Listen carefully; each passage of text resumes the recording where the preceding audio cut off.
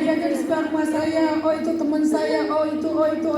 Ada yang dejavu, kayak pernah dilihat kejadian ini, padahal halusinasi. Kalau ini bukan hanya tentang manusia, tetapi juga tentang Allah, maka saya ikhlas. Katakan itu kepada diri kita setiap mengalami hal yang buruk. Ustadz, saya udah ikhlas, tapi masih berat hatinya, gak apa-apa. Ustadz, saya masih udah ikhlas, tapi masih sering menangis kalau ingat peristiwa itu, gak apa-apa. Terus apa fungsi ikhlas saya, Ustadz? Minimal untuk menerima kenyataan. Karena tidak bisa menerima kenyataan adalah sebuah masalah besar dalam hidup kita. Menolak kenyataan, menolak sesuatu yang pernah terjadi dalam hidup kita, kayak gak mau menerima, berharap itu cuma mimpi, berharap itu gak pernah terjadi, itu tuh masalah. Tapi mau menerima, oke, itu pernah terjadi pada saya menerimanya, ya udah gak apa-apa, maka itu adalah solusi. Saya juga sering ngerasa berbuat kesalahan yang agak memalukan, atau membuat kesalahan yang kayaknya gak pantas, membuat kesalahan yang membuat saya menyesal. Tapi begitu saya merasa bahwa oh itu adalah ketetapan Allah, oke, saya memang pernah berbuat kesalahan, baik, saya akan terima itu sambil saya memperbaiki diri, saya ikhlas. Jangan cuma nerima tapi memperbaiki diri. Satu sisi, dari sisi syariat kita memperbaiki diri, dari sisi hakikat kita ikhlas. Itulah fungsinya dua sayap iman, syariat, hakikat, syariat, hakikat. Kita menyesal pernah berbuat kesalahan, secara syariat perbaiki. Tapi kalau cuma perbaiki hatinya belum ikhlas, ini berat. Bahkan sulit memperbaiki sesuatu yang belum kita terima. Syariatnya perbaiki, syariatnya maafkan, syariatnya mungkin kita harus agak menjaga jarak dengan orang itu, menghindar dari dia. Syariatnya banyak, tapi hakikatnya saya terima kejadian itu. Saya terima peristiwa itu, saya terima kenyataan itu. Itulah dua fungsi sayap iman antara syariat dengan hakikat. Itulah beriman kepada takdir. Kalau kita bisa beriman kepada takdir dengan makna seperti ini, insya Allah iman kita akan menjadi obat dari al-hamma wal hazan, sedih dan cemas. Poin kedua, arti beriman kepada takdir. Poin pertama apa tadi? Meyakini semua itu adalah ketetapan Allah. Sehingga kalau bahasa yang terakhir tadi, ini bukan hanya tentang manusia, ini bukan hanya tentang sesuatu, tetapi ini juga tentang Allah. Kalau ini tentang Allah, maka saya ikhlas. Itu yang pertama. Yang kedua, beriman kepada takdir artinya meyakini Allah tidak menetapkan dan merencanakan sesuatu dalam hidup kita kecuali kebaikan. Kalau yang pertama, meyakini semua ini adalah ketetapan Allah. Yang kedua, meyakini Allah tidak menetapkan sesuatu kecuali itu kebaikan untuk kita. Kenapa bisa gitu, Ustaz? Karena Allah Maha Baik. Mustahil Allah itu jahat, mustahil Allah itu zalim, mustahil Allah itu tuli, mustahil Allah itu buta, mustahil Allah itu bodoh. Semua itu sifat mustahil bagi Allah. Allah itu wajib mendengar. Makanya gak boleh kita curiga, Allah kayaknya gak dengar deh doa kita, padahal Allah sama. Kayaknya Allah gak ngerti deh masalah saya, padahal Allah ilmun. Kayaknya Allah gak rela deh saya jadi orang benar, padahal Allah itu Rauf, padahal Allah itu Rahman, Rahim, dengan semua nama dan sifatnya yang mulia dan sempurna. Maka gak mungkin Allah itu jahat. Berarti tidak ada yang Allah takdirkan, rencanakan, tetapkan dalam kehidupan kita kecuali kebaikan. Itu poin kedua dalam beriman kepada takdir. Meyakini semua takdir itu baik. Ustaz, tapi kan banyak kejadian yang buruk dalam hidup kita. Sekarang kita pakai surat Al-Baqarah ayat 216 untuk menjawab itu. Wa asa an takrahu syai'an wa huwa khairul lakum wa asa an tuhibbu syai'an wa huwa syarrul lakum wallahu ya'lamu wa antum antum la ta'lamun.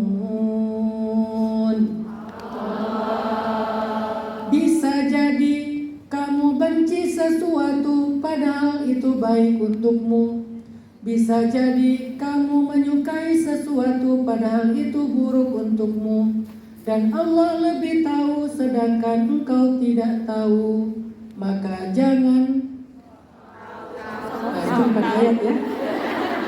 Jangan sok tahu. Tapi itu bukan ayat. Mana ayat jangan sok tahu? Gak ada di Al-Quran. Allah lebih tahu, kita gak tahu mana yang terbaik, mana yang gak baik. Jadi jangan ngerasa menurut saya ini yang paling baik. Tapi ternyata Allah memberikan yang lain. Ya udah kita yakin, oh ternyata bukan ini, tapi yang itu, karena Allah menetapkan itu. Itu artinya beriman kepada takdir. Gak apa-apa kita menginginkan sesuatu, gak apa-apa kita mengharapkan seseorang, gak apa-apa kita merencanakan sebuah rencana yang menurut kita baik. Tapi begitu terjadi sebaliknya, percayalah ternyata yang kita inginkan tadi bukan yang baik. Allah yang memberikan yang lebih baik. Itu arti beriman kepada takdir. Udah siap-siap, udah dandan segala macam, pengen keluar, ternyata tiba-tiba gak boleh libur. Tiba-tiba orang di rumah bilang, kamu hari ini gak boleh keluar karena saya mau ada kebutuhan. Menurut kita yang paling baik itu keluar, udah ditunggu sama teman-teman. Menurut kita yang paling baik itu ikut taklim, benar. Tetapi Allah lebih tahu, mungkin waktu itu yang terbaik untuk kita bukan keluar rumah, bukan ikut taklim, tetapi justru tetap berada di rumah itu. Ridho, ya udah ikhlas. Kalau kita bisa beriman bahwa semua takdir Allah itu baik, kita suka atau nggak suka, maka kita akan bisa menyembuhkan hamma wal hazan di hati kita. Bagaimana mengimaninya bahwa semua baik, Ustaz? Bisa jadi kamu membenci sesuatu padahal itu buruk bagimu. Bisa jadi kamu menyukai sesuatu padahal itu baik bagimu, buruk. Ada ujungnya. Jadi lihat Bisa jadi gimana sih? Bisa jadi kamu benci sesuatu padahal itu Baik bagimu. dan bisa jadi kamu menyukai sesuatu Tapi itu buruk bagimu. Allah lebih tahu, maka jangan Sok tahu. ingat ya, Al-Baqarah 216. Jadi setiap kali galau baca ayat itu. Tapi jangan dari awal ayat, karena di awal ayat itu tentang bab jihad. Kutiba alaikumul qitalu wa huwa kurhul lakum. Wajib bagi kalian berperang padahal kalian benci peperangan. Itu babnya beda. Bisa jadi kalian benci sesuatu. Nah, dari situ mulainya. Wa asa an takrahu syai'an. Setiap kali galau, setiap kali sedih, setiap kali kecewa, setiap kali kayak ngerasa harusnya begini kok malah jadinya begitu, baca ayat itu. Bisa jadi Allah lebih tahu dan kamu tidak tahu. Dan Allah juga jelasin di dalam surat An-Nisa sama. Wa ashiruhunna bil ma'ruf. Hendaklah kalian berbuat baik kepada pasangan kalian. Fa in karihtumuhunna fa'asa an takrahu syai'an wa yaj'alallahu fihi khairan katsira. Berbuat baiklah kalian kepada pasangan kalian. Kalau kalian benci kepada pasangan kalian, bisa jadi kalian membenci sesuatu, padahal Allah menjadikan pada dirinya kebaikan yang sangat banyak. Tuh, Ustadz, gak ada kebaikan pada diri suami saya. Udah saya cari-cari, gak ada Ustadz. Misalnya ya, emang suami ibu namanya siapa? Fir'aun? Bukan, Firman. Oh, kirain Fir'aun, kok gak ada kebaikan sama sekali. Ustadz, dari sejak saya nikah sampai sekarang udah punya anak sekian, bentar lagi punya menantu, saya gak pernah mendapatkan satu pun kebaikan dari suami saya. Gimana ayat ini Ustadz? Surat An-Nisa ayat 19, yang katanya Bisa jadi kalian gak suka kepada pasangan kalian, padahal Allah menjadikan pada dirinya kebaikan yang sangat banyak. Mana kebaikannya? Dia mencela saya, dia merendahkan saya, dia mengabaikan saya, dia tidak bertanggung jawab kepada saya. Bahkan sekarang ketika saya sudah tidak lagi menarik bagi dia pergi dengan perempuan lain. Apa kebaikan pada diri dia, Ustaz? Kalau bukan dia kebaikan dalam hidup kita, maka kebaikan itu datang melalui dia. Kalau bukan dia kebaikan dalam hidup kita, maka kebaikan datang melalui dia. Mungkin dia bukan kebaikan, tetapi lewat dialah kita mendapatkan.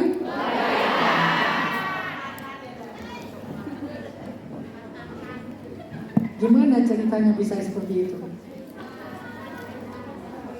Gara-gara kita sabar, ikhlas dengan suami yang firman, akhirnya Allah Subhanahu wa taala memberikan ganjaran keikhlasan dan kesabaran kita, digantilah dengan yang solih, yang ideal, yang ganteng, yang cakep, yang good looking, yang tajir. Kapan Ustaz? Nanti di surga.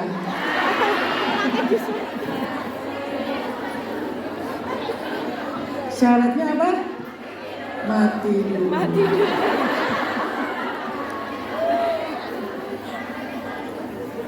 Siapa yang seperti ini teman-teman? Aisyah.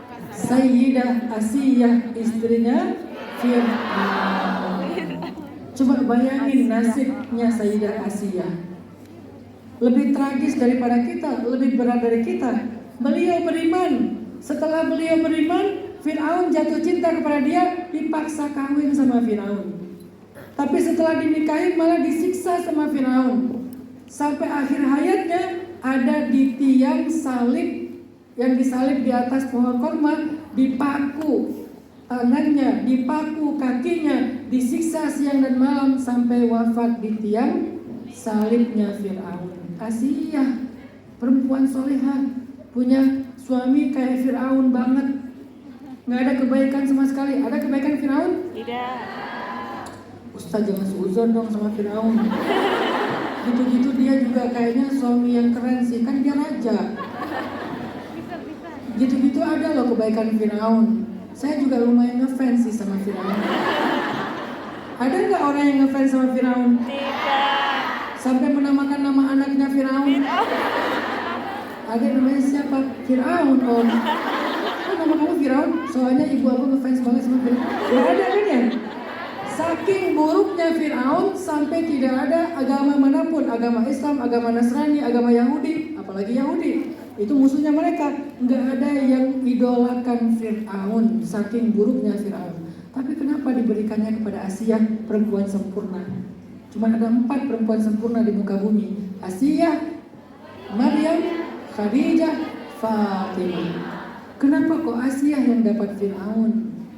Maka siapa kita kalau cuma dapat firman untuk mengeluh, Ustaz suami saya banget, firman syah. Bagus kan ya? Bukan Fir'aun dia. Sementara kita juga bukan Asiyah. Harusnya yang dapat Fir'aun itu mungkin kayak kita yang imannya pas-pasan, tapi malah Asiyah yang imannya sempurna, yang kesolehannya sempurna, kok dapat Fir'aun? Karena Fir'aun memang bukan kebaikan bagi Asiyah, tapi kebaikan kepada Asiyah datang lewat Fir'aun. Gara-gara Asiyah sabar terhadap suami seperti Fir'aun, akhirnya Asiyah menjadi 1 dari 4 perempuan sempurna, dijamin masuk surga. Bahkan di akhir hayatnya dia sudah melihat surga dari sejak di bumi. Asiyah masih di bumi, masih di tiang salib, tapi dia melihat surga, merasakan aroma surga, angin surga, sehingga Asiyah menutup matanya dalam keadaan tersenyum. Perempuan yang melihat surga dari bumi ialah Sayyidah Asiyah. Itu kebaikannya. Sehingga ketika Allah bilang bisa jadi kamu benci kepada pasanganmu, padahal pada dirinya ada kebaikan yang sangat banyak. Kalau bukan dia kebaikannya, berarti kebaikan datang melalui dia. Kok bisa Ustaz? Fa inna ma'al usri yusra. Inna ma'al usri yusra. bersama kesulitan ada kemudahan, maka bersama kesulitan ada kemudahan. Apa kesulitannya? Fir'aun. Apa kemudahannya? Surga Allah, kemuliaan di sisi Allah. Tapi kan Asia meninggalnya gak punya suami, Ustaz. Nabi bilang dalam hadis riwayat Muslim, laisa fil jannati a'zab, tidak ada di dalam surga jomblo. Itu hadis riwayat Muslim. Di dalam surga tidak ada jomblo. Artinya apa? Kalau dia meninggal dalam keadaan tidak punya pasangan, nanti dia akan Allah nikahkan dengan laki-laki ideal di dalam surga. Siapa laki-laki itu, Ustaz? Allahu a'lam. Berarti di surga ada pernikahan, ada. Bahkan ada weddingnya, wedding organizer-nya para malaikat. Penghulunya Allah langsung. Bulan madunya di surga. Coba bayangin. Siapa yang pengen nikah di surga? Kayaknya ini yang terluka di dunia kayaknya. Kayak nggak ada harapan di dunia ya. Sampai berharap ya udahlah saya nikahnya di surga aja. Maka belajarlah meyakini bahwa semua takdir Allah itu baik, nggak ada yang buruk. Baik kita suka ataupun kita nggak suka. Kalau bukan di dalam takdir itu ada kebaikan, maka di balik takdir itu ada kebaikan. Setiap kali kita mendapatkan kesulitan, teman-teman, sebetulnya kesulitan itu tidak datang sendiri. Dia selalu datang membawa kemudahan. Itu satu paket, satu pasang. Usrun yusrun, usrun yusrun, fa inna ma'al usri yusra, inna ma'al usri yusra. Jadi kalau ngelihat ada kesulitan dalam hidup, lihatlah dia sebagai seorang kurir yang membawa kemudahan. Kita kalau datang kurir ke rumah bawa paket, tok paket, kita akan fokus ke mas kurirnya atau ke paketnya?